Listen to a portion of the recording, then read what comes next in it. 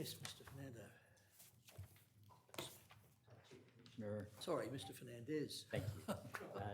Chief Commissioner, Mixing up surnames. Right. I tendered the following exhibits. I tender a redacted transcript of the evidence given at private examinations before this Commission on the 17th of March this year by Mr Clifford, Miss Burkett and Mr Frankham. The barcode commences at 8620410 and ends at 8620441.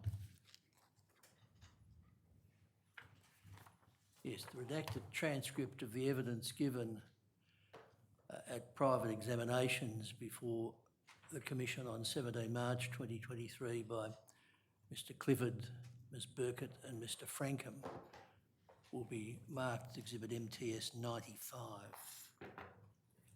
I tender an updated and slightly amended submission by the Aboriginal Legal Service titled Systemic Issues Relating to Police Practices of Interviewing Children Following Refusal of Interview. It's a submission made in relation to this investigation. It's dated the 30th of March 2023. The barcodes are 8620389 through to 8620407. Yes, an updated and slightly amended submission of the Aboriginal Legal Service titled Systemic Issues Relating to Police Practices of Interviewing Children Following Refusal of Interview, dated 30 March 2023, will be marked Exhibit MTS 96. And it's the case that report takes the place of Exhibit MTS 66, which was the original form. Yes. There have been a few alterations. Do they affect the substance of the report in any way? There are, as you've indicated, in the nature of some tidying up type of amendments effectively. Yes, that's so, Chief Commissioner. I tender the printout of the Aboriginal Legal Service custody notification form relating to juveniles. The barcodes for this document are 8620408 to 8620409. A printout of the Aboriginal Legal Service custody notification form relating to juveniles will be marked Exhibit MTS 97. I call Ms Keisha Hopgood.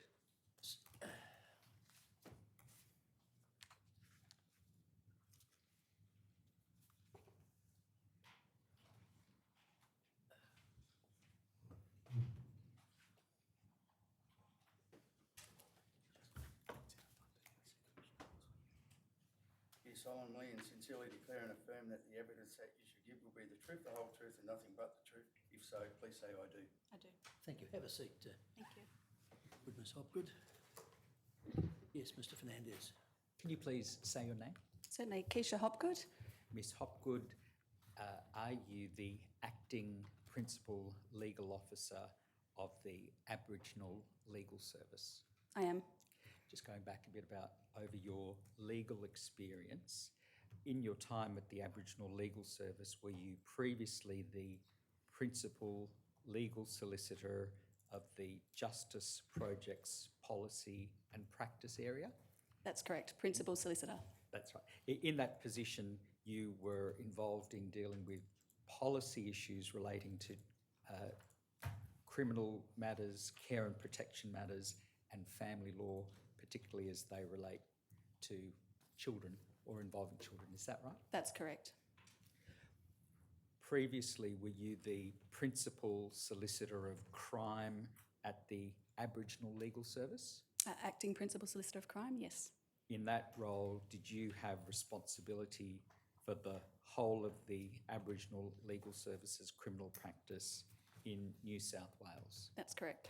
Before that, also at the Aboriginal Legal Service, were you managing solicitor of the children's criminal law practice for about 2.5 years? Correct. Before you went to the Aboriginal Legal Service, did you work for Legal Aid New South Wales for about 8 years? I did. In the whole of that time, did you work for the Children's Legal Service? I did.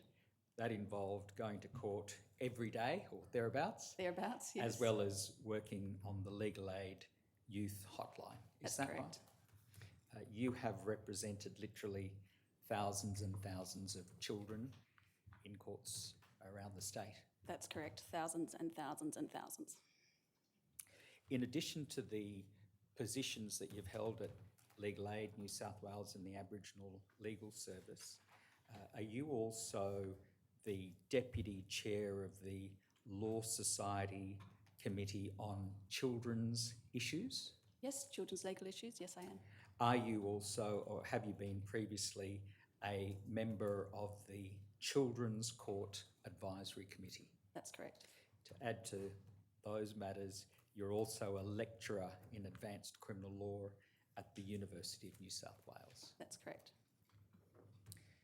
In addition to all the to all the roles that you've held at Legal Aid and the Aboriginal Legal Service, are you also involved with dealing directly with New South Wales Police?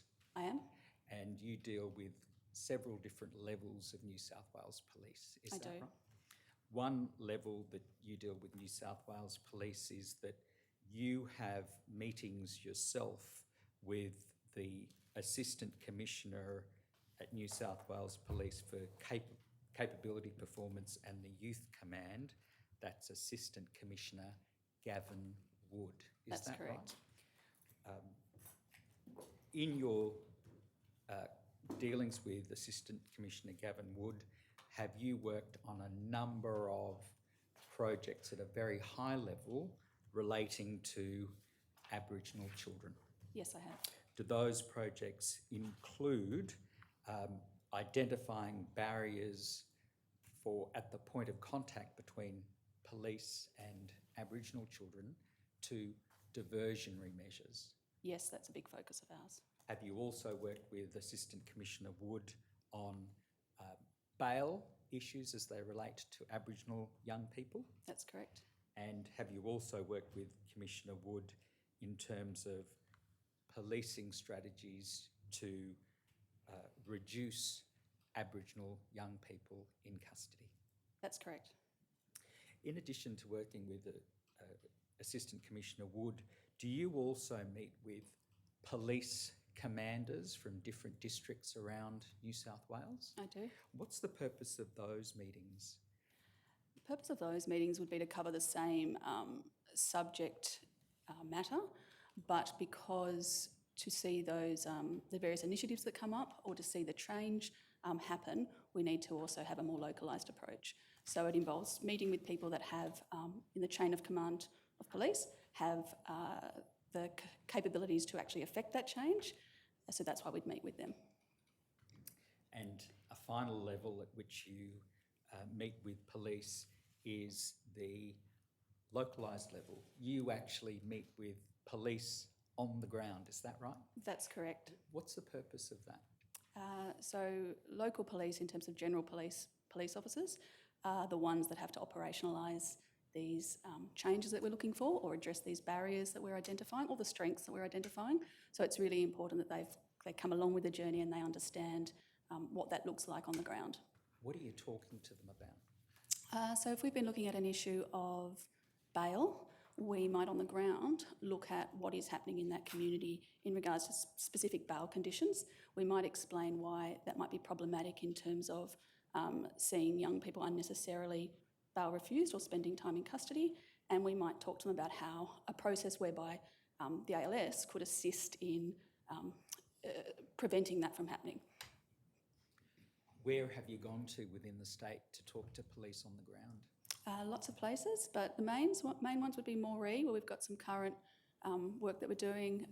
Walgett, a lot of work there. Dubbo, all the way out to Bogabilla, lots of different places, but And they're the within main Sydney? ones.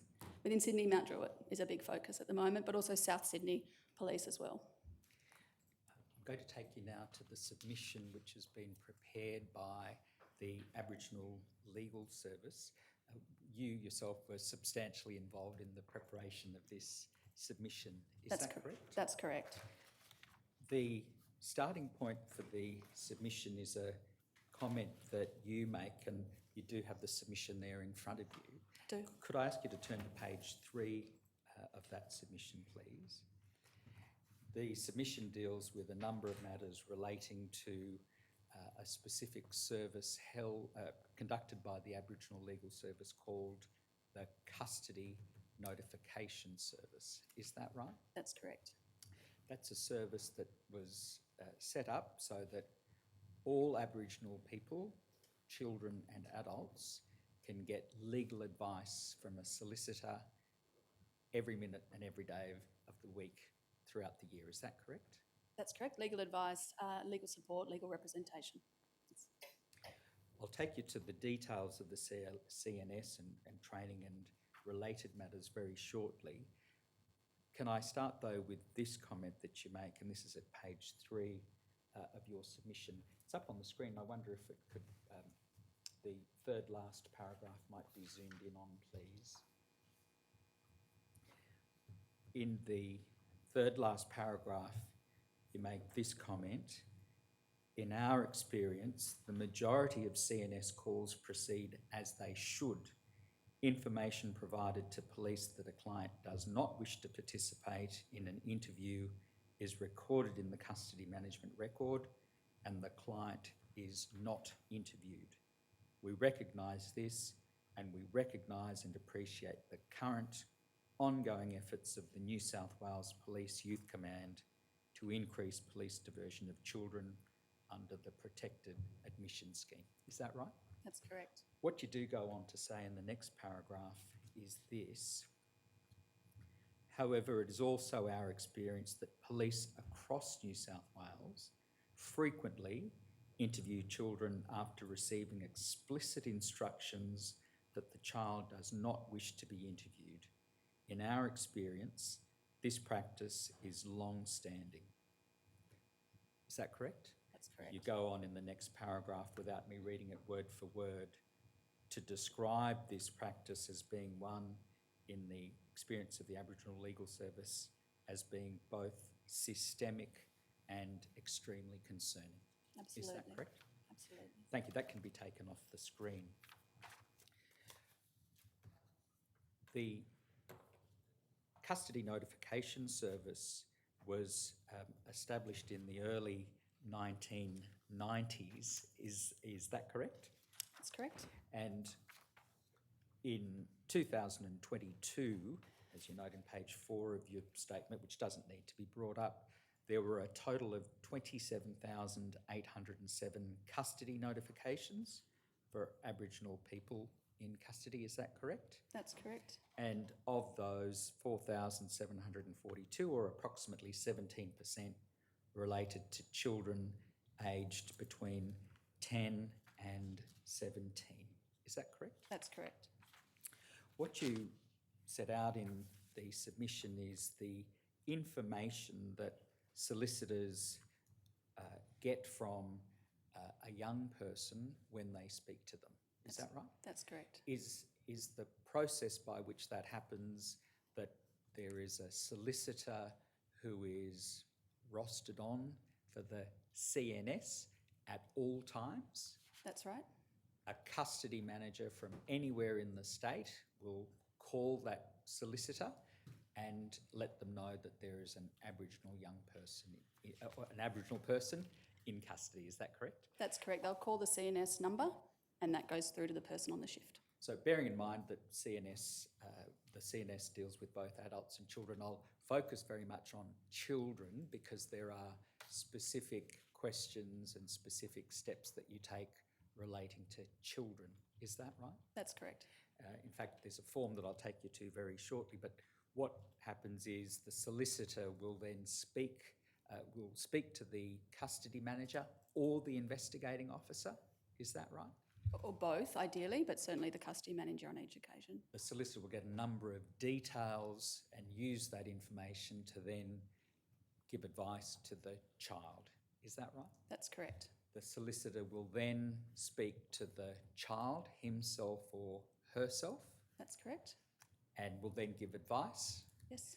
and will usually ask for permission to pass on the child's instructions then to police and to support persons. Is Yes, that correct? we'll often then speak to the support person and then maybe go back to the child and then confirm again those instructions to police and then the police. When you say the police, that's once again as often as possible with both the custody manager as well as with the investigating officer. As often as possible, yeah. In my experience, it would be often the custody manager that those instructions were conveyed to, and the correspondence might be addressed to both. The correspondence is an email that's sent which confirms the instructions given by the child. Is that correct? That's correct. Can I just clarify, if the OIC is also, officer in charge is also available at the time the custody manager is available, speak to both, but sometimes the officer in charge has gone off to do other things, but it's the custody manager that we make sure that we speak to. Is it frequently the case that if you don't actually have a chance to speak to the investigating officer, that you're in fact also getting the email address of the investigating officer so that follow-up notification can be sent to that person as well as the custody manager? That's correct. What I'll ask, just before going to the form, can I ask you about what training is provided to the solicitors who are rostered on for the custody notification service? Does the ALS provide training both within the organisation as well as by other agencies to those solicitors? Absolutely. In terms of the custody notification service solicitors, they will have specific custody notification service training, which will involve going through the handbook with them, workshopping some different scenarios, having them watch phone calls, having someone that's available for their first couple of shifts, or even ongoing, in which to seek further advice or support.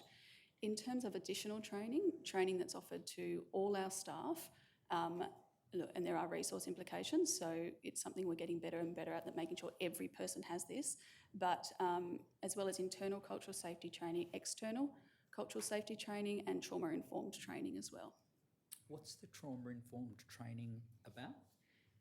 Unfortunately, and I don't think it'll come as any surprise to anyone in this room, that majority of our clients have backgrounds of trauma, and the trauma-informed training is about making sure our solicitors are equipped to give advice and take instructions without adding to that trauma. So to do it in a trauma-informed way, so to speak. Are all the solicitors who are rostered on the CNS solicitors who are actually going to court as well? Yes, they are. In addition to the training that's provided to the solicitors rostering the CNS, is there ongoing supervision for those solicitors? There's ongoing supervision. As I said, it's ongoing supervision. There's a CNS coordinator who plays a role, who's always available, and she's available 24 hours, 7 days a week in that role, poor thing. But then also, even in my role, I'm available support. So just before I came in, I got a call from a CNS solicitor about a murder matter.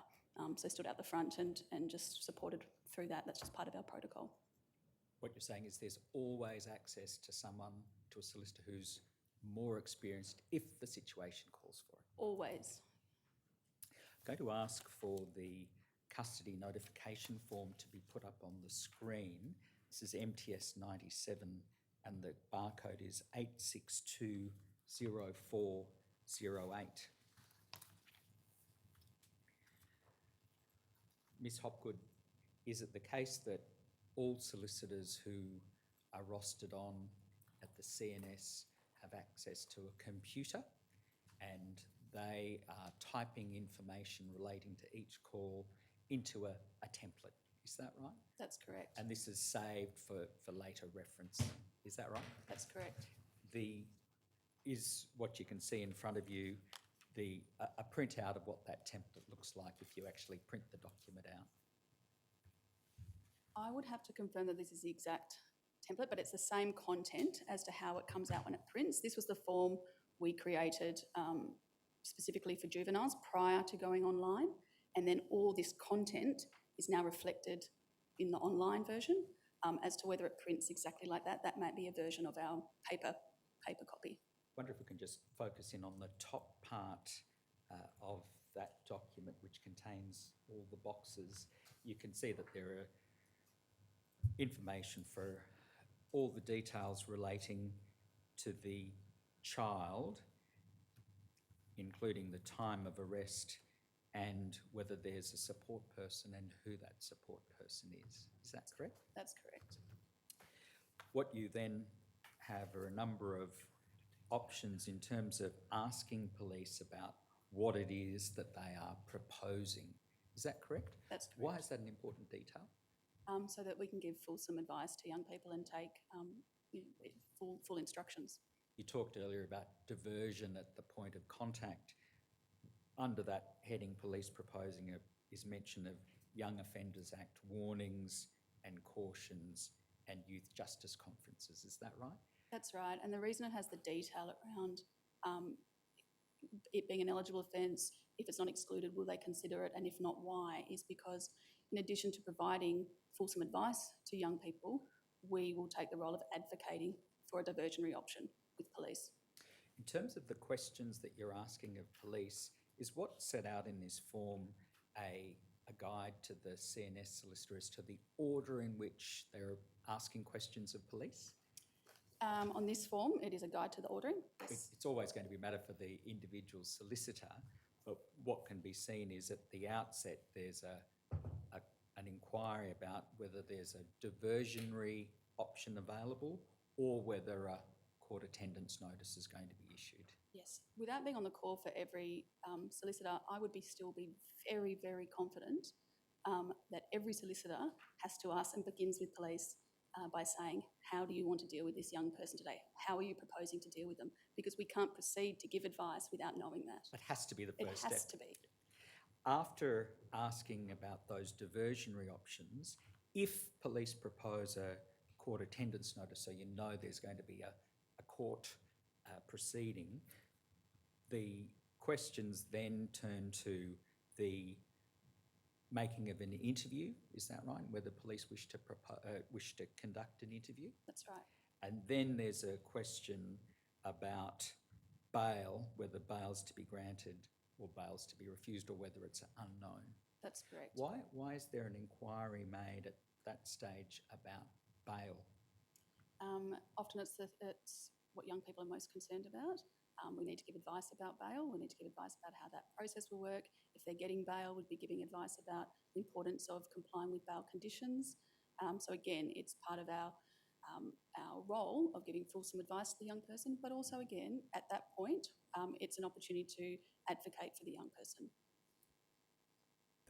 When you say an opportunity to advocate for the young person, what does that mean? So that means that it's an opportunity to, if the police were looking at bail refusing, and let's say it was an offence that was an eligible Young Offenders Act offence, so more of the lower level of offending, but police weren't willing for whatever reason to deal with it by way of a diversionary option, that might be an example where we say, well, you know, the young person there, it's an offence, it's less serious, it's likely that when they go to court, they'd be granted bail, they're not looking at a custodial penalty for this offence, they've got their support person there who's willing to drive them home, bring them to court, you know, the next day, so be it. We would be putting to the police circumstances that would mitigate the risk of granting them bail and advocating for bail to be granted. If police are saying to us, oh yeah, they're getting bail, then there's not a whole heap of advocacy going on in that space then. Just to come back to something that I asked you at the very outset, one of the matters that you deal with at Assistant Commissioner level with Assistant Commissioner Wood is about bail and young people, and specifically about short-term remand. Is that right? That's right. That's the difference between, or that's a comparison between what would happen to a young person if they're refused bail by police as opposed to similar outcomes if refused bail by a court. Is that correct? That's correct. Frequently, what's the first question that you'll get from a child when you speak to them? Is it about bail? Am I getting out?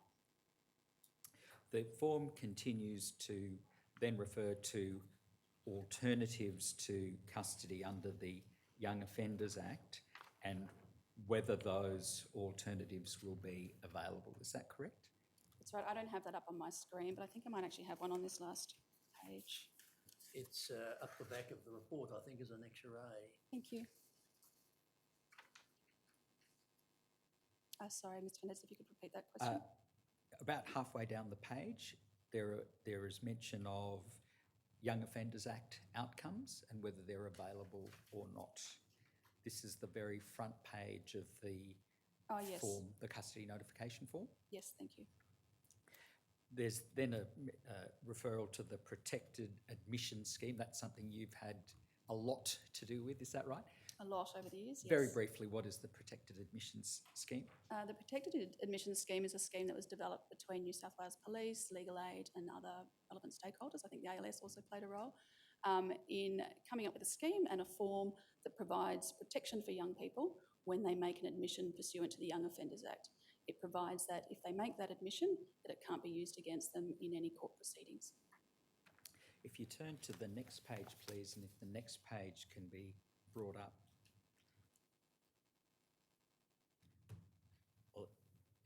At the very top of the page, what's set out is the advice given to the child, once again in order, and that's to ensure is that all of this advice is covered in each call. That's right. And so even though there's a column for other advice, that includes Dolly Inkapak's advice. It's not necessarily that that comes at the end, but it's to make sure that, yes, you're starting off and you're being very systematic about going through everything that young person needs to know. It's also uniform, which ensures that all solicitors are giving the same advice to each child. Is that That's correct? Around about the middle of the page, you can see instructions. Does that set out what the instructions are from the child to the solicitor? That's correct.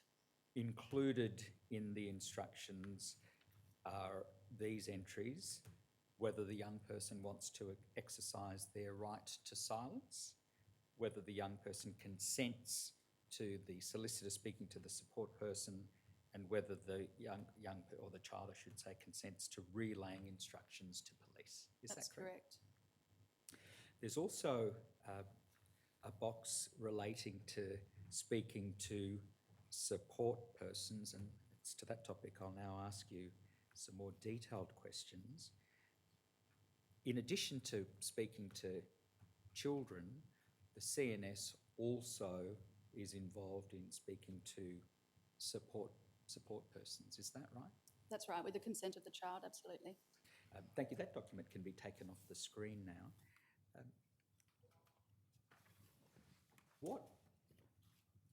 What do you speak to support persons about? What does the solicitor talk to the support person about? Yep, so we talk to them within the parameters of that consent. So you might have a young person that says, yes, talk to them, but don't tell them about ABC. But within those parameters, you would ordinarily talk to them about what our role is and why we're talking to them. Talk to them about why the young person's there and what police have told us about the allegations and about how they propose to deal with it. Talk to them about how the young person at this point has said they want to deal with it. Talk to them about any questions or concerns they may have and what their role is in that process. You could only speak to a support person if the support person is actually there at the time that you're speaking to the child. Is that correct? That's correct. What about if the support person's not there at the time you speak to the child? What will a solicitor say or do about that? So ordinarily, if police call and there's no support person there as yet, we would ask them to call us back when the support person is present. As I said, particularly in the context of advocating for a diversionary option, someone needs to be present for the young person to make that admission. So it's a necessary part of the process. If it's something though, let's say it's going to be a young person and it's a serious offence, still at that point would speak to the young person and again explain who we are, that at this point we're waiting for their support person to come, but check that they're okay, check on their welfare, and also again, depending on the situation, might give them some information about what police have told us and might give them information about right to silence, or would in the interim, give them information about right to silence while we're waiting on this process. When I've used the term support person, that could include parents, carers, guardians, people known to the child, or possibly total strangers. Is that correct? Support people, in my experience, have included all of the above, and have even included a police informant on one occasion. A police informant was used as a support person in the child's interview. It goes without saying, really, that you have no control over who the support person is. Is that correct? That's correct, although we might, again, that would be an area of advocacy. So if we've had a co-accused person there as a co-accused parent, for example, as a support person, sometimes that's been okay in terms of the scheme of things and not wanting to add to delay for the young person, but other times it's been incredibly inappropriate, and we have advocated for a different support person and put it on the record with police that we say it's an inappropriate support person. Can you give some examples other than the one you just gave Yeah, about when the support person might be inappropriate? Okay, when they might be, or when I've advocated for. Yes. Okay, so definitely in the context of a co-accused, a victim of an alleged family violence DV matter, that wasn't appropriate, particularly in the context of a care placement. If you've got a young person in care and there's an alleged to be an offence that's occurred within the home, and you've got a carer there from that placement, that's not always appropriate. So they'd be the most common examples that come to mind. It's up to the child whether the child accepts your advice or not. That's always the case, isn't it? Absolutely. Are you aware, through your own calls and cases, as well as those of other solicitors, of situations where the child has spoken to a support person and has then changed their mind? I am aware of that, yes. You actually have personal experience through calls that you've been involved in terms of one situation where it might be parents talking to a child and there's a change of decision made about taking part in an interview. Is that correct? That's correct. What are the issues what are you hearing from parents when you do find out about the type of conversation that takes place? Certainly, and I should preface it by saying it's a change of mind, but it's not a young person coming on the phone and saying, look, I've thought about this, I've considered it, I'm changing my mind, it's mum wants me to, or, well, everyone says I should, I'm doing it. It's that kind of change of mind. I can't think of any example where a young person got on the phone and said, no, fully considered this and this is what I want to do. So it would be when a parent, in my perception, has felt like it's the right thing to do, and the right thing to do from a parenting perspective. So it'll be about telling the truth. I've raised my children to tell the truth. And what my first training was in the hotline all those many, many years ago was to say to parents, this is not about good parenting. There is a distinction between good parenting and what you do at home and protecting someone's legal interests. And our role is to protect a young person's legal interests in this circumstance, and your role as a support person is to do the same. So it's often that context. I think at the police station too, parents will say to me, have said to me on many occasions, the police have said to me that they should do it, that the kid should do it, my child should do it. And so I'll often say, well, then blame me. You know, you go in and you say, I'd love them to do the interview, but the lawyer has told me not to, and I'm going to follow that legal advice.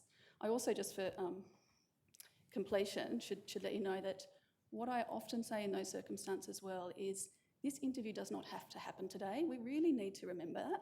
The interview, by saying no at that time in a highly charged environment, doesn't mean that there has to be no tomorrow. So I will say to parents, look, this is a really hard situation you're in. It's all just happened. Everything, as I said, is highly charged. You can say, or you can support your child to stick with their advice and their instructions, which has been not to be interviewed, and we can organise a meeting for you to come to our office, to talk to our solicitors, and then if the young person wants to do an interview, they can go and do an interview. No doesn't mean no forevermore, it means no at that time.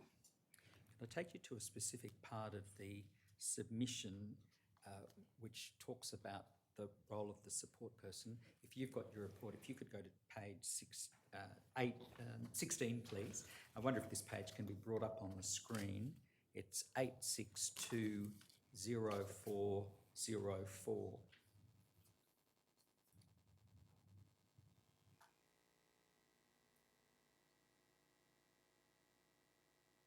In the first paragraph on that page, you refer to a situation where support people are inappropriate, and you've given some evidence about that. Yes. In the second paragraph, what you say is this: issues have also arisen where a support person is inadequately informed about their role or is unable to exercise agency in performing that role effectively. What do you mean by unable to exercise agency? So again, unfortunately, for a lot of our clients, if they've got a family member that may be there as a support person, that family member may also be feeling very overwhelmed by the process. The example that comes to mind is an interview where a very young person, I think it was about 11, was being called boy throughout the interview. He was asked if he was born in Australia. He was a young Aboriginal boy from a regional area, asked if he was born in Australia, implied that he might have his jacket taken off him, but it was cold. At the end, him and his sister were asked whether they had anything to whinge about in the way the interview was conducted, and she said no. Now, she answered no, there were no problems with the interview. That's an example of why someone may not feel that they've got agency in performing that role because of you can take it right back to the historical context of colonisation and police, historical policing relationships with Aboriginal communities. That might be one. There might be others that came up when I was at Legal Aid a bit around English as a second language. So in terms of then engaging in the process and understanding the process. Inadequately informed, I would go to, if you have a look at the form that support people get, it's quite high-level legalistic language. So again, people sign that they're there. That's what they see their role at is to sometimes be compliant in the process. But do I think that they're always adequately informed? Absolutely, absolutely not. You've talked about the form that people are given, which is in high-level legalistic language as you've described. What could be done to improve that form in order to make it more understandable to people? Yep. Plain English is a start. I should say that, again, there's a variety of working groups that have been working on this very issue for many, many years. I'm part of a Justice Advocacy Service working group, which has been looking at the issue, has put through to police, I can't think how long ago now, maybe 18 months ago, to some suggestions around how it could be more appropriate, both in terms of people being able to stand it, culturally safe, and actually more akin to what the courts have said is the role of the support people in terms of speaking up and assisting a young person. The Commission has before it an exhibit, which is the actual form filled out by the support person in the case before the Commission. I'm going to ask that to be placed up on the screen, please. It's MTS 64. The barcode is 8543560.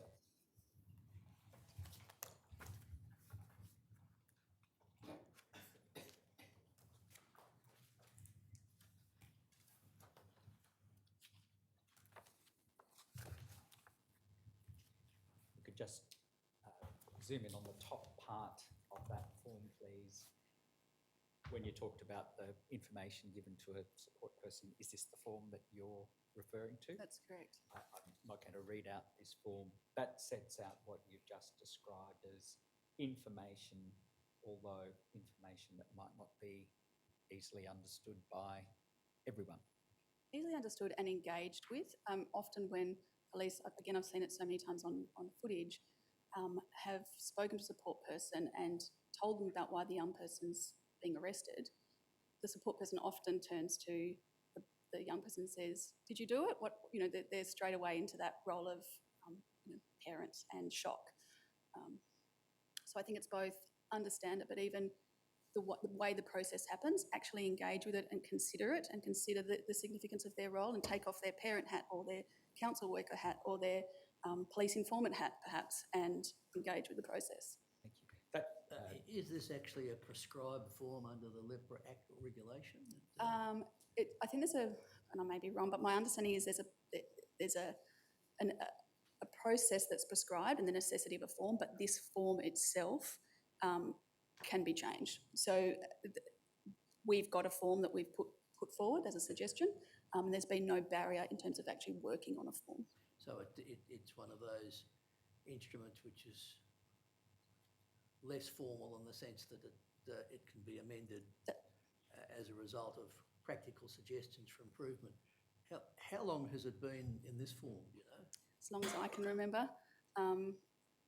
Yeah, sorry, I mean, there might be amendments over the years. I think I'd have to take that on notice, Chief Commissioner, to come back to you on that. It's been around for a while, and has it always had the New South Wales Police logo on it? As far as I recall.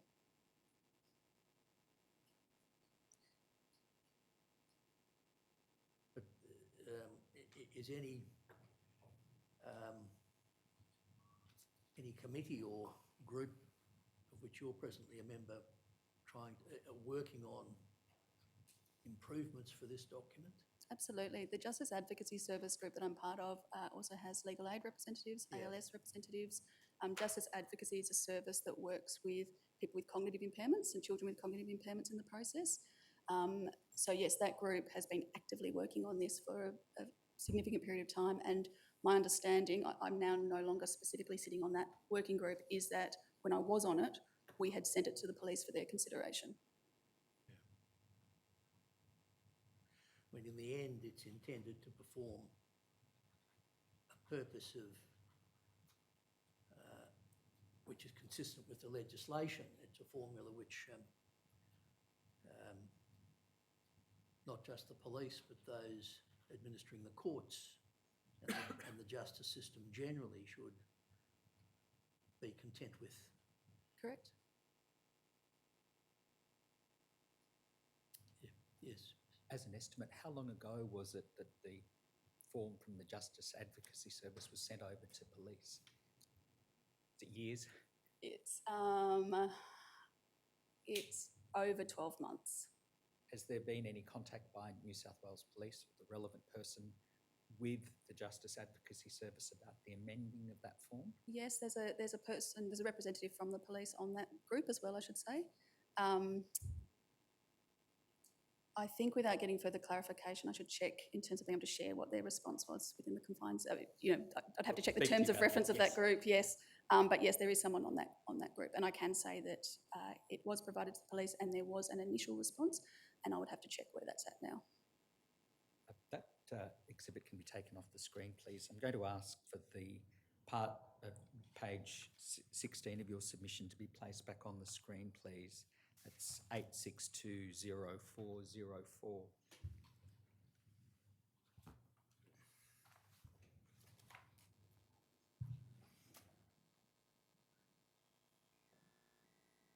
In the middle paragraph of the page, as we're now looking at it, Ms. Hopgood, the ALS refers to a case which is in evidence before this investigation of NEAN, N-E-A-N, which is a case where the court considered the obligations, the statutory legal obligations on custody managers and what their requirements were to advise suspects about the scope of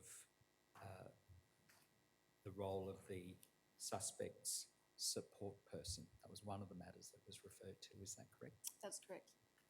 What you conclude there in the last paragraph relates to the change of mind. Is that right? What happens when a solicitor is given advice to a child, the child is given instructions that they don't wish to be interviewed, they then speak to a support person and there's a change of mind. What you note in the submission is that any change of mind about participating in an interview during that same period in police custody should lead the police to contact the lawyer and confirm whether that in fact reflects the child's instructions. Is that correct? Absolutely. Can I just add to that? Because on reflection, and when I started to look at some of these matters again in detail, and what I saw was sometimes it's not so much a change of mind to conduct an interview, to participate in an interview. It might be a failure to object to being taken into an interview room. And let's say we say that's consenting. We consent to be taken into an interview room, and then the interview just happens. So I actually think I would now include on that any change of mind in regards to what we put in that email, participating in an interview, recording a refusal on the ERISP, being taken into the interview room, I think requires a further phone call. What you're referring to is the situation where even after advice is given and relayed, instructions are relayed to police, that police still go ahead and take children and put them in front of a camera and interview them. Is that right? That's correct. Or 2 days ago, got one come across my desk where they showed photos and the young person started saying, oh, that is me, but it was an interview. It became an interview. Thank you. That exhibit can be taken off the screen. I've been asking you questions about the role of the support person and the variety of people who might take on that role. Is it the case that you have been involved in a scheme for training people to be in the role of a support person? We've been involved, we've received funding. We put forward a proposal as part of our Closing the Gap proposals that included a component to collaboratively train support people to ensure that it was a truly independent support person who could act appropriately in the young person's interest. What stage is that? Is that really at the very preparatory stages? Very, very preparatory. It was the previous government as well, but it was an agreement, an announcement. So it had been announced as part of the package of the previous government, and gone through contracts and whatnot. But yes, in terms of then the next steps, that hasn't happened yet. And we would be reaching out to police and other stakeholders, because our view is that a support person is not an employee of the police, it's not an employee of the ALS, it's not an employee of anyone. It's someone, and that's why that training needs to be collaborative. And it's a person who's performing a type of statutory function, isn't it? It's not someone for the police to pick, or No. it should be someone who can be truly independent and understand the functions and carry them out in the circumstances. That's right, Chief Commissioner. And the other thing that I don't think I mentioned yet is the Children's Criminal Proceedings Act actually provides for a child over 14 to consent to that support person, but I don't think that that's really part of the process. But it's their statutory right. But to take you to some case studies that are referred to in the submission, but just before I do, you've had a chance to go back and look at the records relating to Mr. Whitting, is that right, in terms of the number of calls he had taken as part of being on the CNS up until the 12th of September last year? That's correct. And the records show that by that date he had taken 556 calls. That's correct. Is that correct? Ms. Hopgood, could I ask you to turn to page 17 of your submission? I'm not going to ask for it to be brought up on the screen. This investigation has heard evidence about the resistance by custody managers to record the refusal of the interview on the custody management records. Just looking at what you've set out there, what are some of the experiences of yourself and other Aboriginal Legal Service solicitors in terms of having the refusal to be interviewed recorded on the custody management record? Mm-hmm. Well, again, just to preface it by saying that in the majority of cases there isn't an issue, but in those that is, it ranges from an attitude of irritation to absolute refusal and communicating that refusal to the solicitor. Some of the, you referred to a specific example where there's been an outright refusal where the custody manager in that one particular case, when asked for details, told the solicitor what their email address was, but would divert any email from the Aboriginal Legal Service straight to trash. Is that That's correct? right, yeah. And when asked why, gave this answer: because that's what I do with those emails. I don't care about your advice. I'm making my own note that he's spoken to you, you've spoken to someone, it's to Mum, that it's no dramas, but won't be putting anything in his custody management record. Is that correct? That's Now, correct. I'm not suggesting that's a common thing or anything beyond that particular case, but that's an example of the type of resistance that's experienced. Is that correct? That's correct. And the one after that that begins, I understand that you may have wished to communicate to us your advice to your client to somehow influence how we would then go about our duties. That solicitor came to me. She forwarded that email to me, and she was quite distressed by it. Actually, she was doing her job, and the tone of the whole email was quite combative, and it was actually from a very senior officer in that command. So the the police officer that had taken the call had forwarded our email to their superiors, and it was the superior that was writing back. One of the issues that you've experienced is, among some police, a negative attitude by police towards solicitors, both at Legal Aid and the Aboriginal Legal Service, giving advice to children. Is that right? That's right. What have you been told about that?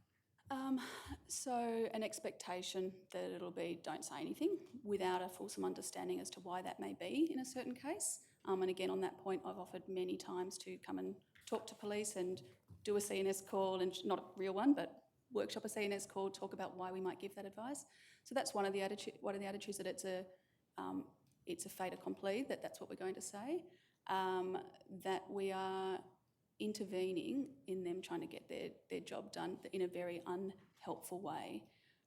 That's kind of what comes across a lot. And I was thinking about it, how it permeates then how you relate to police on those calls. So I couldn't recall a specific example of someone refusing specifically to me, that they refused to record the advice, but I have had that kind of attitude come through. And so you find yourself trying to placate it. So I can think of my attitude on the phone would be to be very friendly. I will say things like, we've all got a job to do.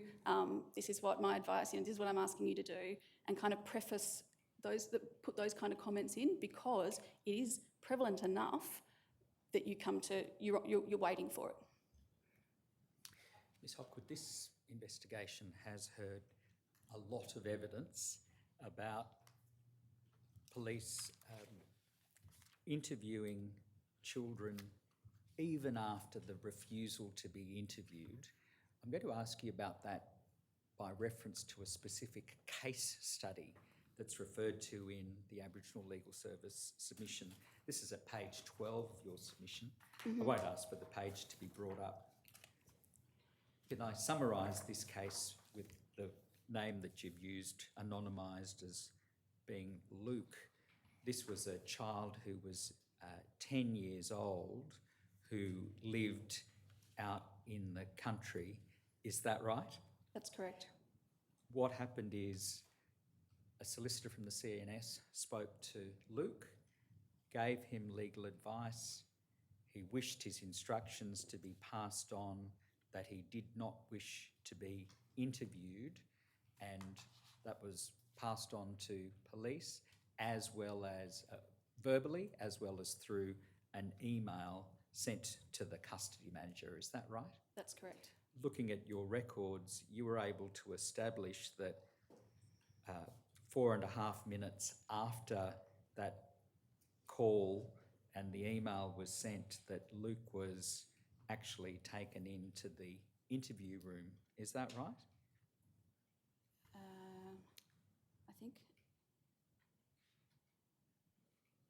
I think that's right. I'm just trying to think of the wording there. It's the third last paragraph in the coloured section, I think. Yes, he was taken into the interview room about 11:30, very soon after. Yeah. Yes. He was then separately asked by the police officer whether he spoke to legal aid, and Luke said he had. And then, in short, the officer said to him these words: "That advice is between them and you guys, but you've come in here by your own free will. So I just want to make sure that you are happy to talk to us. Are you happy to talk to us, yes or no?" In fact, what Luke said was no. Is that right? That's correct. Police then went on, if we keep asking you questions, are you going to answer? And in fact, a number of questions continued after that point in time.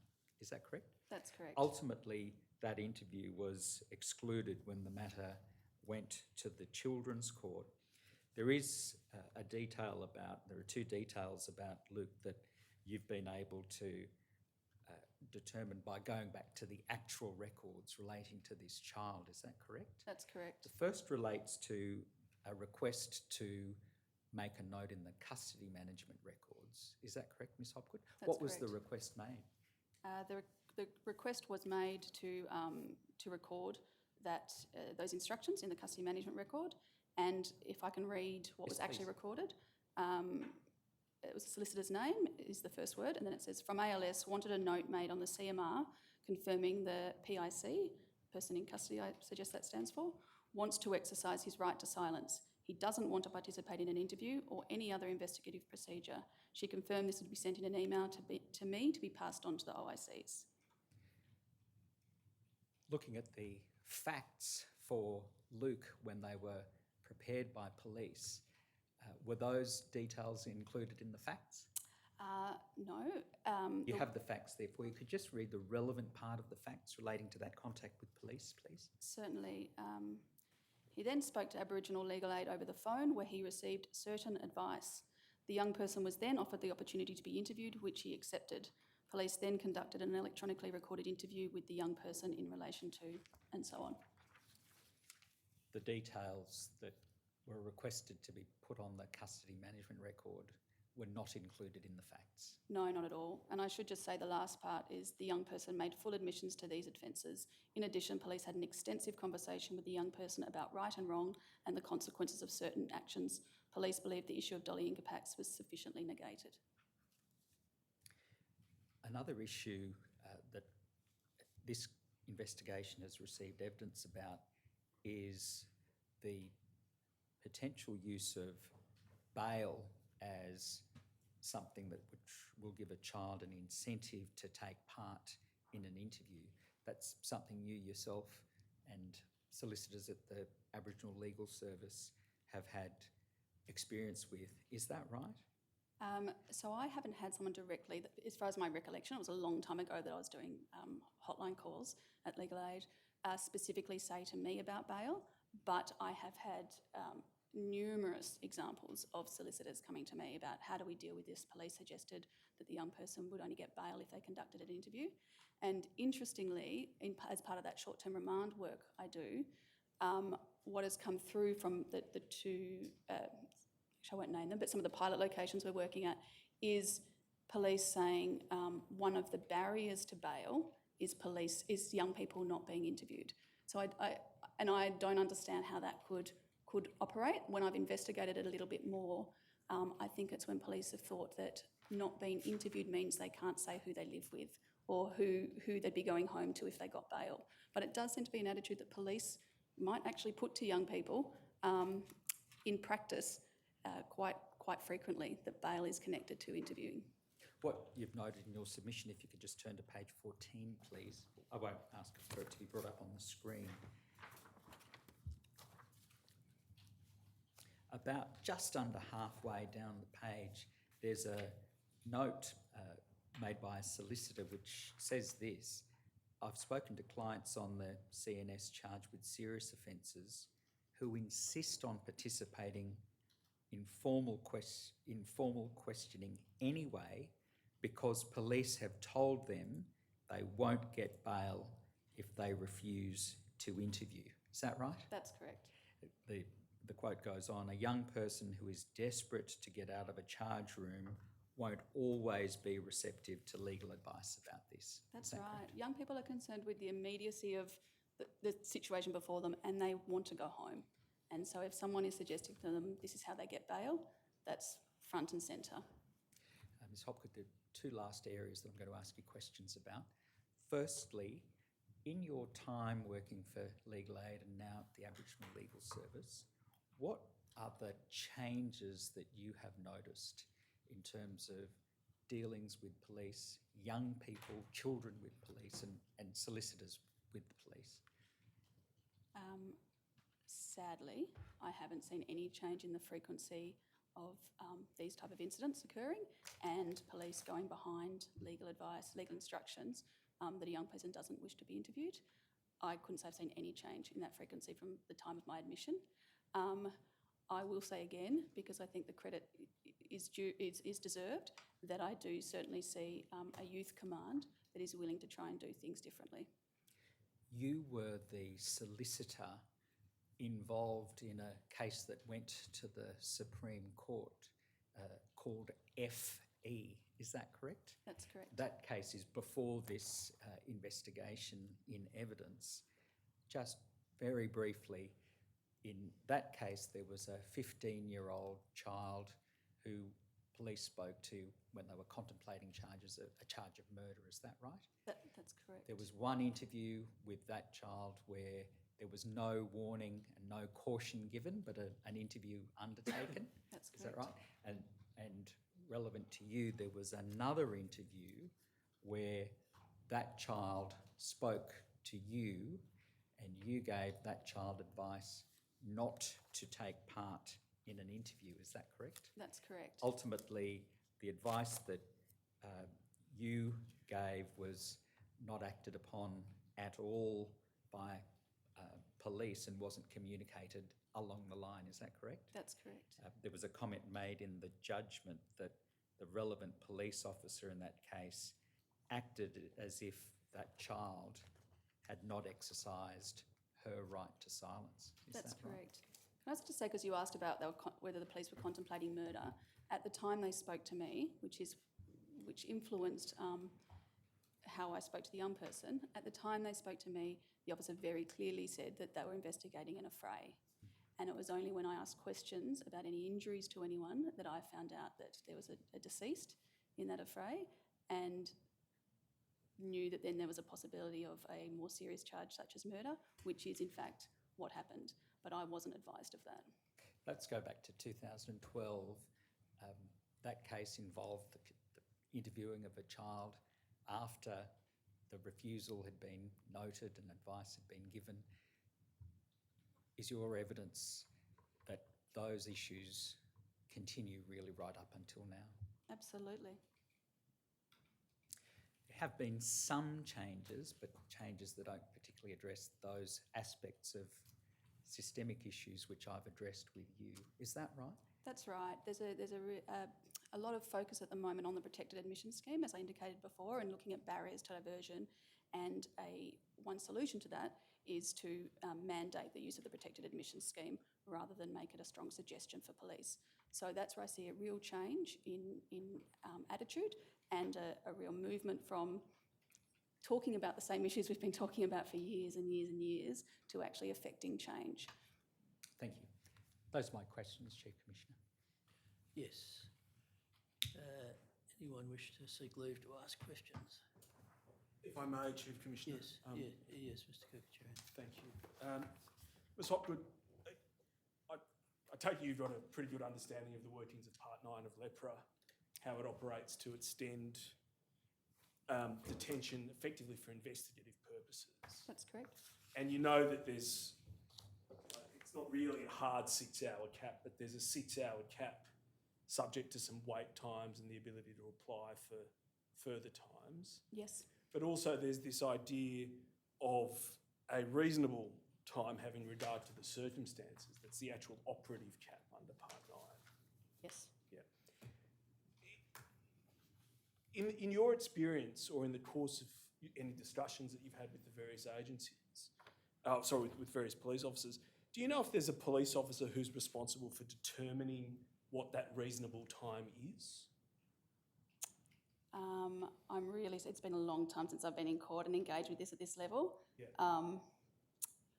Well, the custody manager would be responsible for the welfare of the young person, but I'm sorry, I can't refer to No, that's okay. beyond that. Do you know, in the course of the CNS calls, is there any discussion of what investigative procedures might occur? I mean, there's obviously a discussion about an interview. Do they also ask, or is there any discussion about, say, forensic procedures that might occur? Yeah, on occasion there's discussions, or we might seek confirmation that that's not something that's been discussed today. But yes, sometimes that comes up. Other than those, have you ever experienced or heard of any other kind of investigative procedures being discussed over the CNS hotline? Identification issues, so line-up. They're the main two, line-up or a forensic procedure, DNA application for a buccal swab. Okay. Is it fair to say in the vast majority of the CNS calls, let's say firstly involving children, it's really only going to be an interview or a forensic procedure that's going to happen? Oh, absolutely. In the vast majority, it's only really about an interview. It's only about an interview. Yeah. I think I've had in all years 2 urgent applications for a forensic procedure in regards to taking a hair sample, and I can think of 2. And so I've asked you that in relation to children. What about adults? Is it still the majority of those where it's really just an interview? I wouldn't feel equipped to answer that. I've only done one CNS shift. I can certainly make those inquiries, but in the interest of being absolutely correct in what I say, I'll take that on notice. I appreciate that. Can I just... So,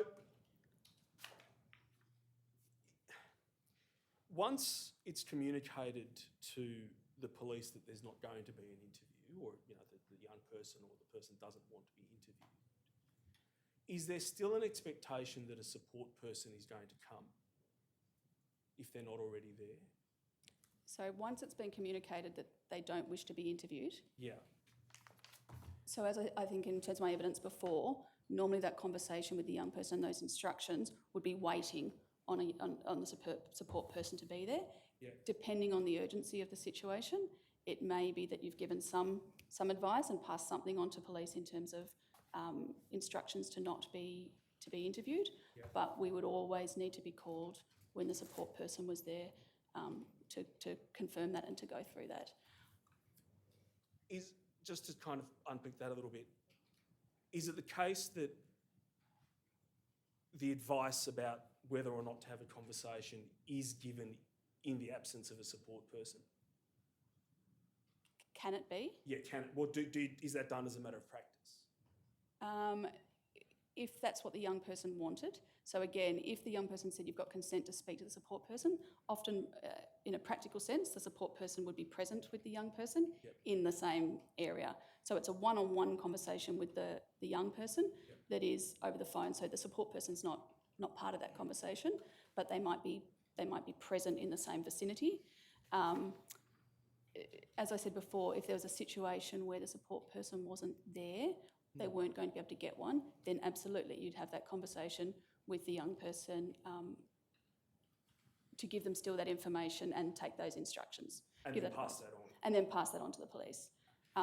Again, there might be a rare, just for completeness, a situation where although a young person can't relinquish their right to a support person, that let's say it's a matter where it's clear cut, it's a serious matter, police have said they're charging, then young person's not getting bail, and you're looking at a situation where court might stop taking fresh custodies, then I have on occasions said to the police and put in writing, please process this young person and get them before the court. They don't wish, the normal don't wish to be interviewed, but we do not want to wait for a support person who is not going to change the outcome. We need to get that young person before the court are processed. Now, the Aboriginal Legal Service has services that assist people in finding support persons. Do they? No. No? What about... We have funding to start looking at, as I said, to look at a process of having appropriate support people and training. Is there still field officers? There's field officers. Do they ever help in finding support people? Yeah, so on an ad hoc basis, yes, a field officer might assist with calling a family member, or let's say in a regional area, police can't get in contact with a support person, can't get in contact with someone, we will assist in that. Sorry, I should clarify that. Yeah. Absolutely, can assist in that way. And do they start doing that after the person has been taken to court, or does that start sometimes when they're still at the police station? So the role of a support person at the police station would have to start while they were at the police station, if that's the way we were assisting. Yeah. And just to clarify again, we don't, as a service, provide support people ourselves, but we can assist with finding a suitable support person. But the field officers also find support people. Yes. When they come to, when say a child comes to court, the field officer might make some attempts to find a support person for court. The field officer and the solicitor can make attempts to make sure a young person's got support there. The field officer can perform that role at court as a support person, just not at the police station. Yeah.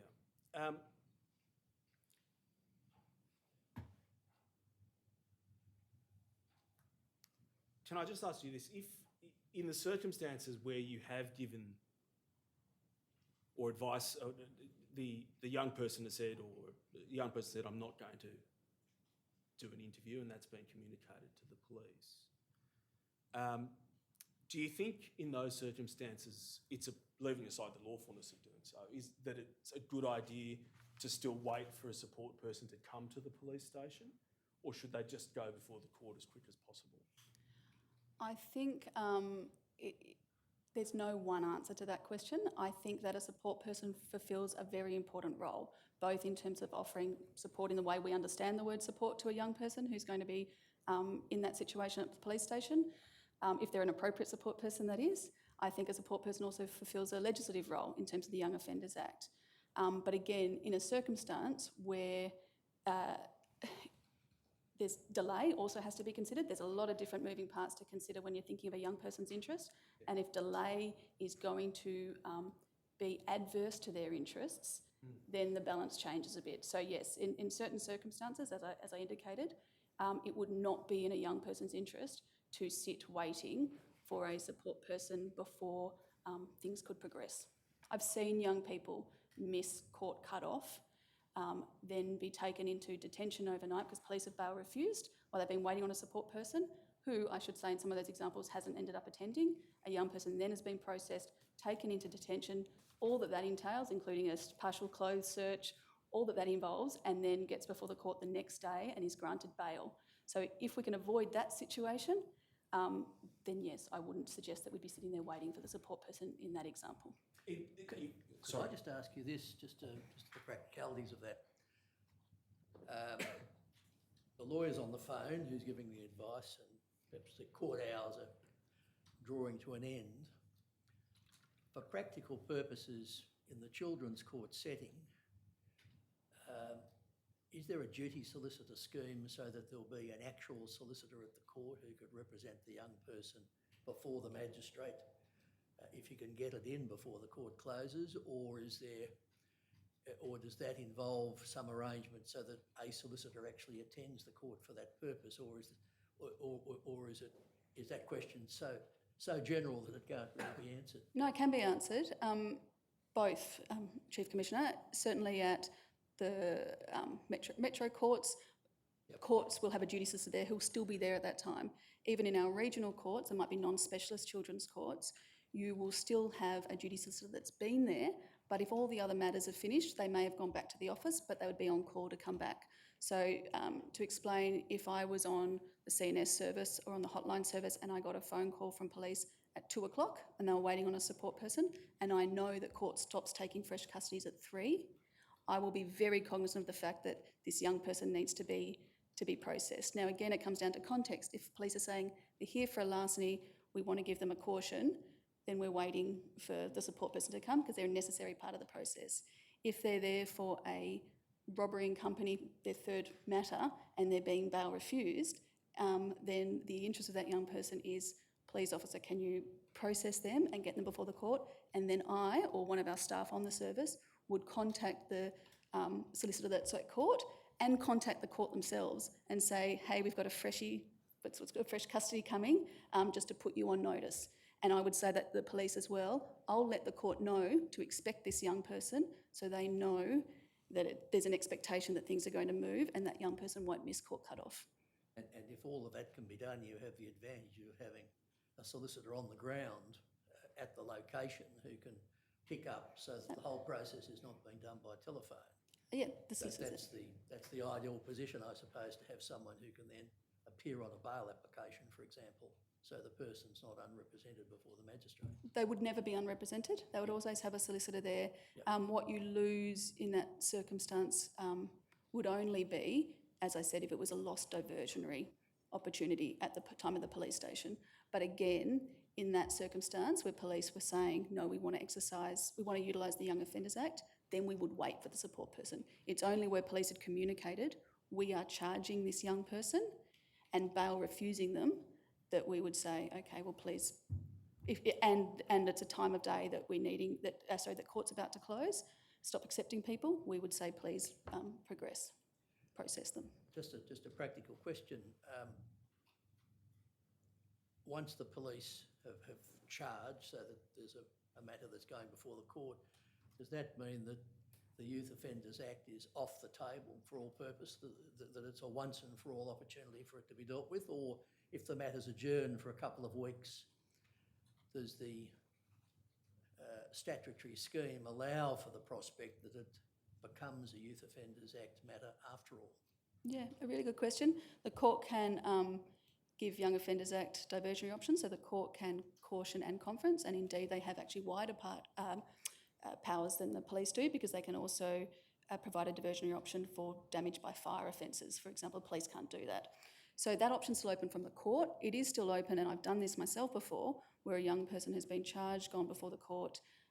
The police fact sheet have indicated they were considering a Young Offenders Act option but couldn't locate a support person, where I've then written to police and said, okay, well, let's set that process up. Could you please withdraw the charges? And had the charges withdrawn. So it doesn't go away in that sense either. There is that option. The legislation also provides for, very importantly, a kind of an adjournment process, so to speak, at the time of when a young person's in police custody. So I've had many matters where police have said, look, we want to utilise the Young Offenders Act. We don't have a support person. Or the young person has said, I don't know. I just don't know. They're too stressed out. They can't make a decision. So we have said to police, and it's built into our training, don't make your decision now then. You know, you've done this investigation. You're willing to deal with them under the Young Offenders Act, which means you're not going to be putting bail on them. You're not going to be charging them. You've indicated that willingness. So why don't we let's make an appointment for 1 week's time. The young person will see us in the interim, come back to you on Tuesday, and can make the relevant admissions with mum present or a support person present, or they'll have a chance to consider it and consider what they want, what they want to do. I've had a really good police officer do that with me for a young person who was terrified of police. She'd been removed as a child, and they allowed a process whereby they went through me, sent me the relevant paperwork. I met with her at a legal aid office, went through what the allegations were, went through the protected admissions scheme form, sent that back to police, and we did it that way outside of the police station and the police process. So, there is some flexibility there to get the right outcome. Just the custody notification form we're looking at, which is Annexure A to the statement, just on the first page, there's the heading Protected Admission Scheme, and then underneath that, postponement of police determination. If appropriate to do so, will police postpone their determination for 14 days? Is that an example of postponing the decision as to whether the Youth Offenders Act may be involved? Exactly. And so you would expect that an ALS solicitor using this form as something of a template would be in a position to raise that as a possibility if it was still an open question from the police point of view. Absolutely. Although I must say, extreme reluctance on the part of police to do that, and I've spoken to them about why that is, and it makes sense, but it's a shame that we don't utilise it, and the reason given is they've got so many other things to do. They've got more people in custody. If you finalise a matter then and there by way of diversion or charge, it's off the desk. If you're saying, yes, let's make an appointment for next week, it's another piece of work to follow up. So it's a resourcing efficiency issue. So there is reluctance to do it, but I have, as I indicated, even with that young girl, had experience of police being willing to do it, and we've utilised that option. Thank you. Yes, Mr Kirkachari. Thank you, Chief Commissioner. Can I just ask, following on, is there ever a circumstance where police indicate they are willing to go under the Young Offenders Act, or potentially willing if there's an admission, and then they nevertheless continue to detain the young person? Or do they just kind of... Well, I'll just ask that question. Well, then there would then be, well, we'd have the phone call, Yep. and then there's a process that flows from that. So the detention, I presume, not being at the police station, but the detention then continues while that process plays out. Yeah. I can't tell you of any examples where I've had a police officer say to me, we want to deal with this under the Young Offenders Act. We've facilitated that admission, and then subsequent to that, they've still been kept at the police station. Yeah, okay. And just going back, you gave an example before of a situation where somebody was kept, in effect, was entered into custody overnight because of the delay waiting for the support person. Yep. Do you have any sense of how often that occurs?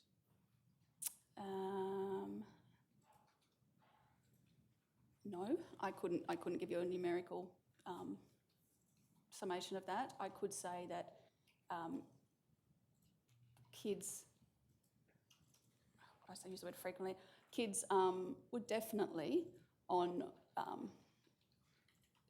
I actually don't know what adjective to use other than to say it wouldn't surprise me if someone said to me, oh, they missed court cut-off and they were kept there waiting for their support person and missed court cut-off, and the consequence of that being they spent the night in a police cell.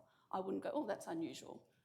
Can I put something higher on it in terms of frequency or sometimes or often? Bit tricky without taking it on a notice and doing a bit more investigation. But as I said, I wouldn't be surprised if someone told me that was an outcome for a young person. It happens enough that you think it's a problem? That's a problem which we try and address, hence by training our solicitors to say, if there's going to be delay that makes someone see court cut-off, then make sure you're communicating with the officer that the priority is to get the young person before the court. And just one final question, which is something I should have asked you before, but the Aboriginal community liaison officers that the police have, the ACLOs, are they involved, to your understanding, with finding support people? Yes, I'd say they'd be. That's my understanding. Yeah, okay. Is there anything else? And do the ACLOs have any role during the interview process in your experience? Not that I've seen in my experience. Okay. Thank you, Chief.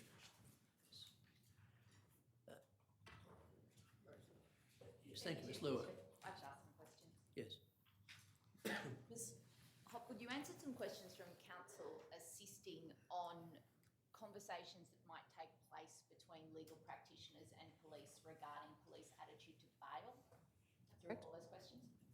I just wanted to confirm, if during a conversation the police indicated to the legal practitioner that the young person was eligible for a Young Offenders Act outcome and they were willing to consider that, would the practitioner on the other end of the line then speak to the police officer about their attitude to bail? No, there wouldn't be a need then to speak to the officer then about bail. It would only be if something changed after speaking to the young person, that we would then have to, if we came back to the officer and saying, for example, that they don't want to make the relevant admissions, are you going to charge? And then after confirmation that yes, well, we are going to charge in those circumstances, then we would ask about what's your attitude towards bail. The evidence that you've given today specifically concerns solicitors working on the CNS, but you yourself have intimate familiarity with the youth hotline as well, don't you? That's correct. In fact, you're employed by the Children's Legal Service for legal aid and did many shifts on the youth hotline, is that right? Shifts, yes. And you worked closely with legal aid on these issues that arise, speaking to police about the provision of advice to young people in custody. That's correct. And your evidence about the process that's adopted by legal practitioners on the phone, speaking to police on the CNS, is that effectively the same for solicitors who work on the youth hotline? That's correct. They go through the same essential process? Same process. When I came across to the ALS and I went into the children's managing solicitor role, I developed the custody notification form that was specifically for juveniles. Until that point, we had one form that covered both juveniles and adults. And I, as you may see, when you look at the exhibits, I modelled it shamelessly, took it straight from the legal aid hotline. You gave some evidence earlier about the appropriateness of certain support persons, and you referred to a police informer being used. Was the reference you were making to the registered police informer that was used as a support person in the matter of JB? That's correct. And that is a case that's been subject to a number of decisions, including 2015, the New South Wales Court of Criminal Appeal 182. I appreciate you might not know the citation, but that's the case that you're referring to. That's right. I do know it was 2015, so. And just lastly, you gave some evidence about the form that police provide support persons and a process that's been undertaken with police to attempt to have amendments made to that form. Is that fair? That's correct. Now, you might not know this, but I'm going to suggest to you that that's something that's been on the agenda between groups like Legal Aid and ALS with the police for many years.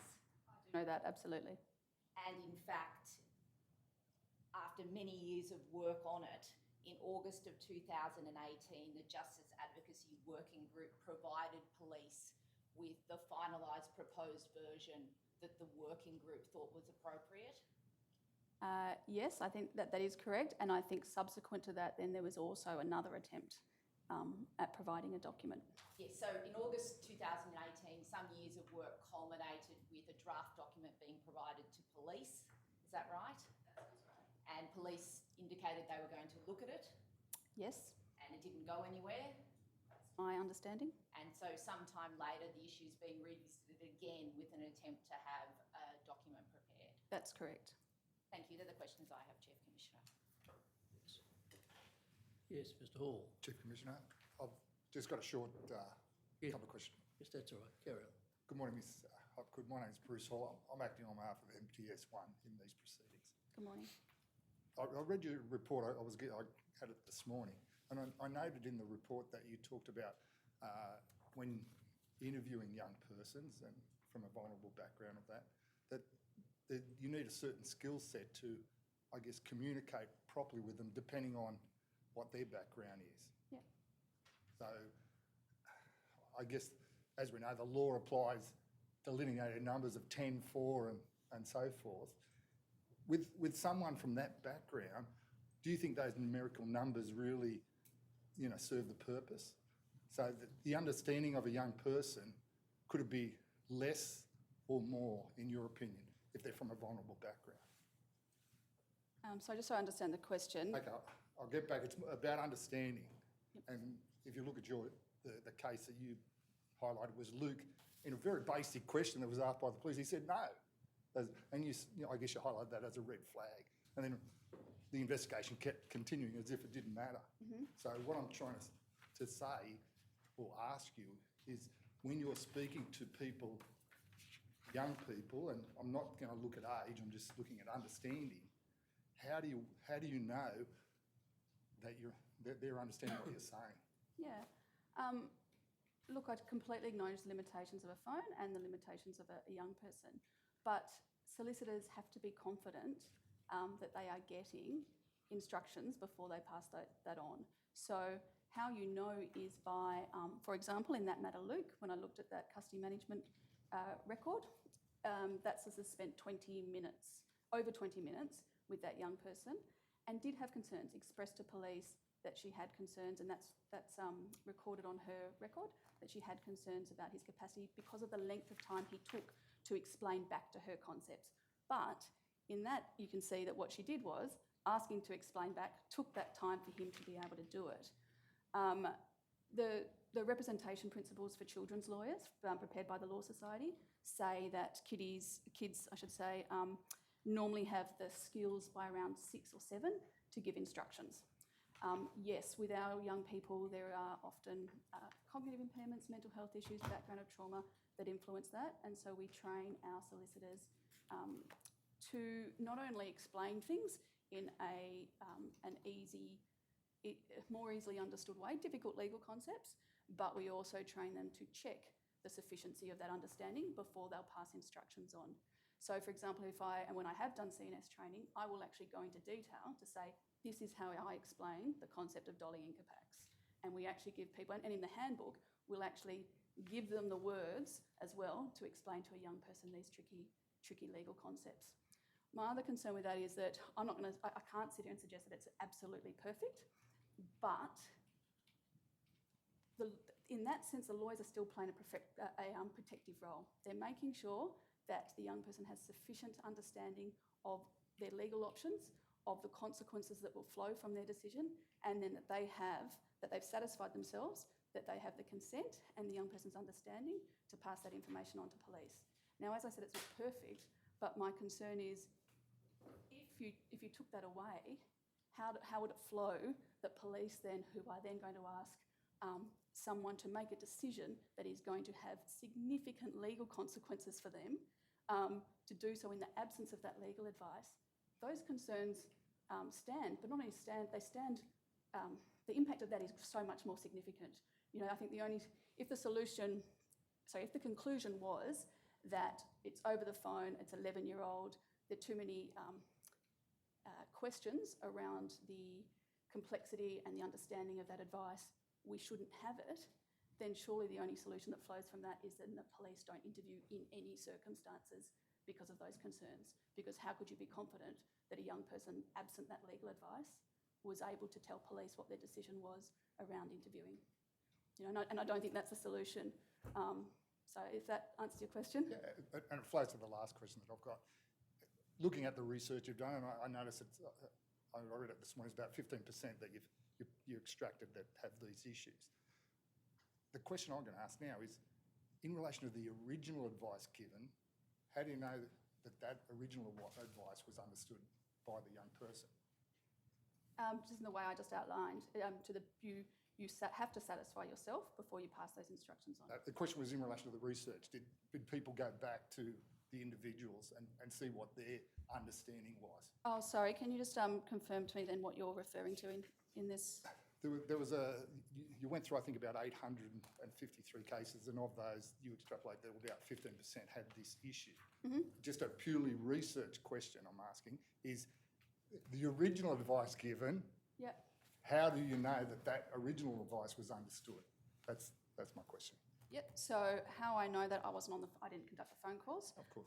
But how I know that it is in reference to my previous answer, which is because of the process I'm aware happens with our staff, because of the way I know they would have to conduct themselves and the confidence they would have to have before they passed on that information to police. And what we did check, as it says there, was the specific CNS form in regards to that, where the solicitor has gone through and filled that out and confirmed they've given that instructions to police. So I am confident that if they gave those instructions to police, they were of the view that that young person was making an informed decision, and that informed decision meant they understood the information the solicitor had given them, and were instructing the solicitor to convey that information to police. Thank you very much. No problem. Could I just ask you, you mentioned a short time ago that there are the representation principles for children's lawyers prepared by the Law Society. Are they publicly available? They are. Could you possibly provide to those assisting the Commission that material? It would be of assistance, I think. Certainly. And what you've said recently in answer to Mr. Hall has raised something of a dilemma, in a sense, that if the police are investigating someone between the ages of 10 and less than 15, then the dolly incapax principle is there until rebutted. But during the investigation period, police want to interview that person, as you say. If one was to work on the basis that there is a fundamental problem in understanding, then that would mean that police shouldn't be allowed to interview them at all, in one sense.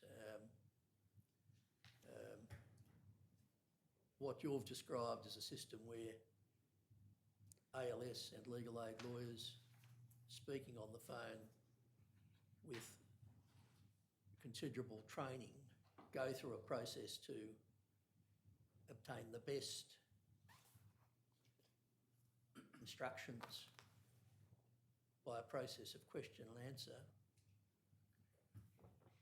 dealing with a young person on the other end of the phone. Yes.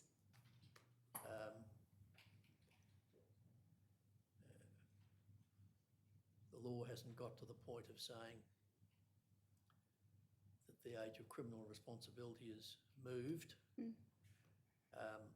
but there is always particular complexities where the investigation relates to young persons, in particular those under 14.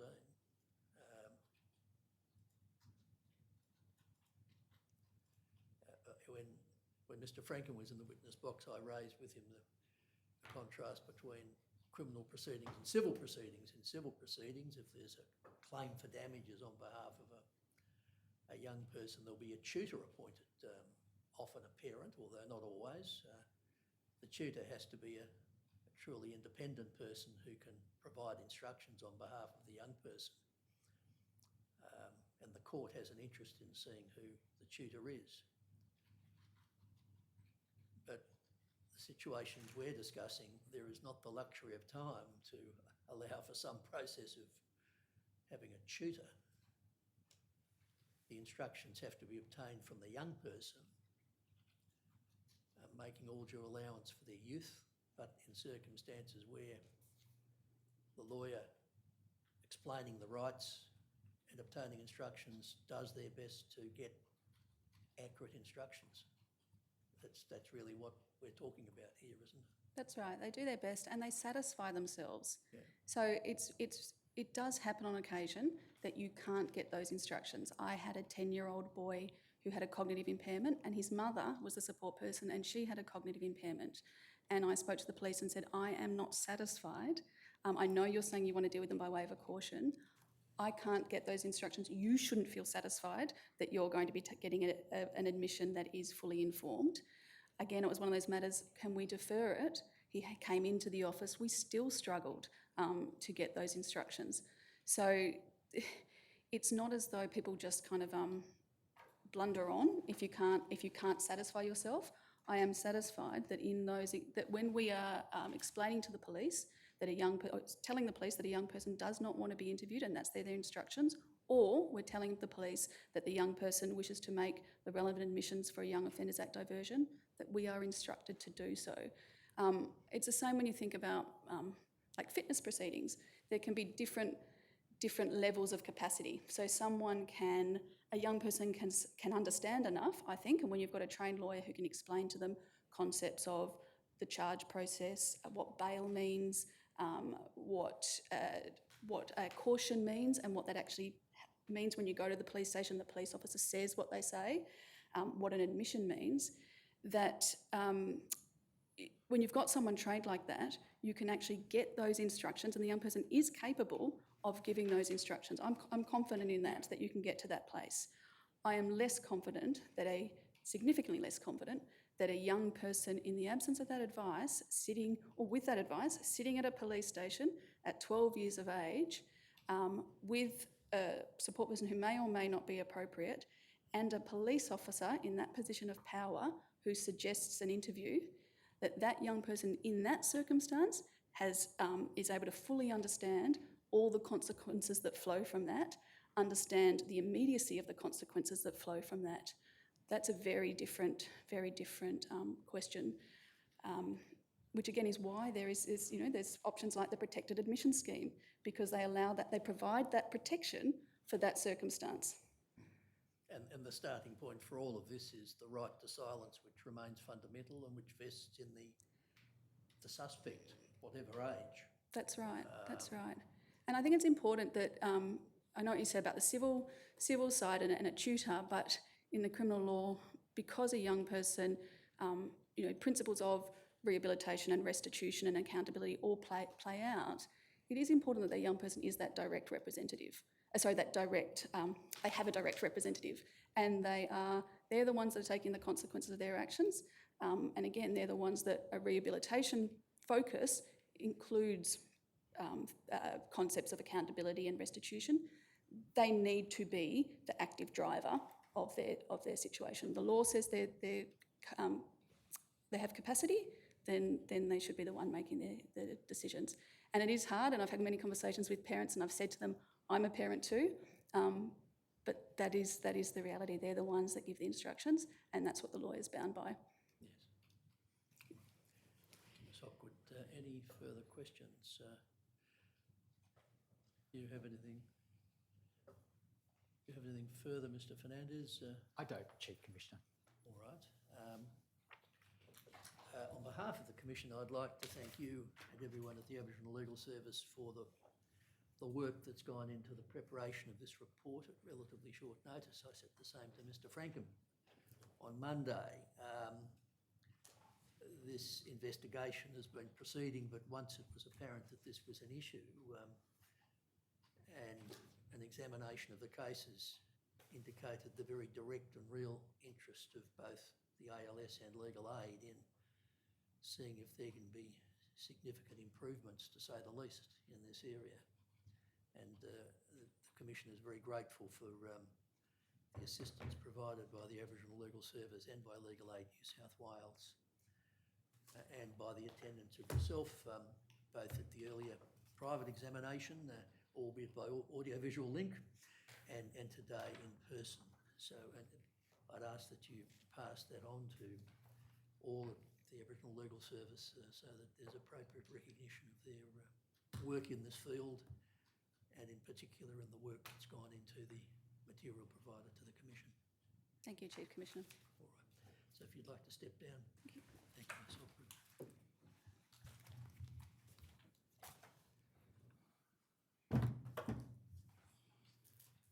Now, there's That completes the evidence for that's today, the evidence Chief for Commissioner. today. Tomorrow we have Assistant Commissioner Crandell returning Yes. on aspects relating to some body-worn video. There is Sergeant Edgell, Yes. who is custody, who has a extensive experience as a custody manager. And there- training of and custody. training, which raises a number of issues that cross over these topics, including the interviewing issue. An issue which, what's been described as the use of force issue, it is in a sense an overlapping issue too, as to the circumstances in which young persons should be arrested, or their arrest should be continued or discontinued, as well as any use of force that may be involved in that. Is there expected to be a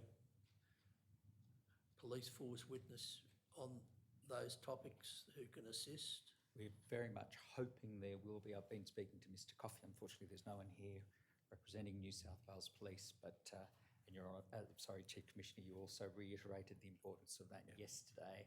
So the goal is to have that witness. There are a series of related issues, and some of these may be matters for submissions. There's already a significant body of evidence on these matters. It doesn't necessarily have to require a witness to speak directly to them, although it will help in particular in understanding what the practices and training are. But the circumstances of arresting young persons, the role of Section 8 of the Children Criminal Proceedings Act in that respect, in determining whether to arrest as to the means of commencement of proceedings. Looking more closely at the circumstances of this case, whether there were circumstances which called for the discontinuance of the arrest at some point after the initial arrest. The use of handcuffs. And some of those topics moved through the events during the night when the young person was taken from the street to the hospital and then ultimately to the police station. So there are some issues which I anticipate will certainly be picked up in submissions at least. But I mention that now because of there being a short moment just to indicate that I think those are live issues here, quite apart from the ones we've been looking at so far. Now, it's a 10 o'clock start 10 tomorrow, o'clock I tomorrow, think. Chief And Commissioner. will Assistant Commissioner Crandall go first? He'll be first. All right, yes. All right. Yes, well, the public hearing's adjourned till 10 o'clock tomorrow morning. Adjourned. We'll stand.